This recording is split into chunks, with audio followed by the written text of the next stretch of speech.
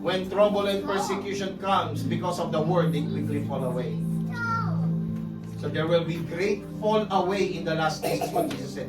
In the last days, many will fall away from the faith. And this is it, because of no root. He is a Christian for 20 years, but he doesn't want to be discipled.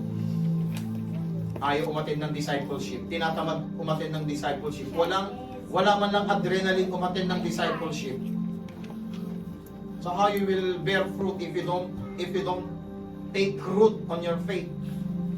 Christian ka lang every Sunday. How come? Hallelujah. So that's why Christ gave a very important command to all the disciples. Disciple the nations. Disciple all nations.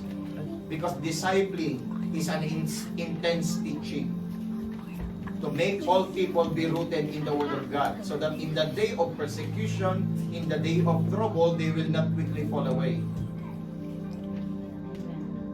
Hallelujah.